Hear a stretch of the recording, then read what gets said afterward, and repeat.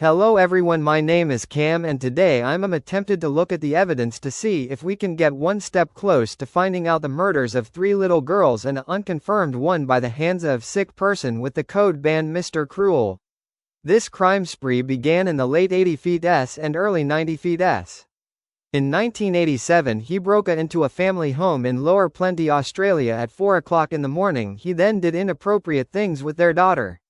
On December 27, 1988 in Ringwood he abducted but she was released 18 hours later. In July 1990 in Canterbury he kidnapped Nicola Linus. The supposed victim, Carmaine Chan, might be the first victim of this sadistic killer. Around 8:40 p.m. April 19, 1991 Mr. Cruel apparently he broke into a family home and abducted 13-year-old Carmaine Chan. He proceeded to do inappropriate things that I can't mention on YouTube to her, then he killed her. She was found with 3 bullet holes in her head, but this murder is not confirmed to be by him. The suspects. Brian Allen Elkner. Brian Allen Elkner was one of the 4 suspects we're gonna talk about today. He was interviewed but later denied ever doing it.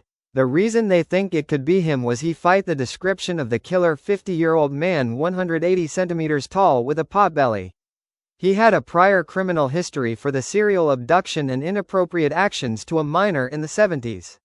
Reasons he might not be Mr. Cruel: the lack of forensic evidence to tie Brian to the case.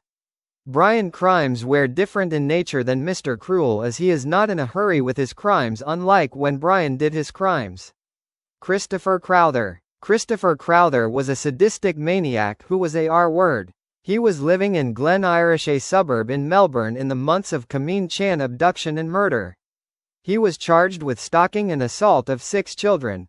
Christopher Crowther was importantly incarcerated at the time of the murder, so if we can find out if that's true, it could be one step closer to solving or at least relieving a suspect of not being the killer. Christopher Crowther also had a job where he could use other vehicles, although that job is unknown if it ever existed at all, or did he just steal them. Interesting facts that could help the case to find Mr. Cruel. Mr. Cruel could have been a bank robber before being a serial R-word. It seemed like to a criminal profiler and former homicide agent it felt like it was a game to Mr. Cruel the way he did it, as he would just sit in the house, eat, drink the R his victims. Oh, and by the way, none of the parents could help as he would just tie them up. But anyway, it's almost like he didn't want to kill anyone and just wanted that satisfied craving. Theories. Theory 1. Mr. Cruel did abduct the 2 of the girls but had nothing to do with the murder of Carmaine Chan. This is the one a lot of the police and I sorta believe myself, because Mr. Cruel did inappropriate things with the little girls but would never kill them. He would let them go almost like he didn't want to kill them, he just wanted to crave whatever sick desire he had. Theory 2. This theory basically says that he had no choice but to kill Carmaine Chan, whether it be because someone saw what happened and he got nervous, or Carmaine found out who it was. Also, he removed any evidence of her being there. Personally, it's possible that he didn't know what to do because Carmaine pulled down the mask, but it is unfortunately not known. Theory 3. There was 2 Mr. Cruels. The police believe this as there is apparently different DNA evidence on the victims, but it would be hard to believe it as it could have been anyone that they maybe hugged at school, accidentally bumped into. But the major breaking point in this is that Mr. Cruel had the same description throughout the cases, making this theory hard to believe. Improbable but no impossible. Theory 4. This theory is very opinion-based, and it that Mr. Cruel could have been another serial killer from the 80s and 90s that has already been caught but the police hasn't realized it. Now this one is just another crazy theory. It could be possible but I'm not sure. Theory 5. This is the last theory, and that is that Mr. Cruel is one of the suspects that was named, although there ain't much to say on this theory, so I'm gonna leave it at that.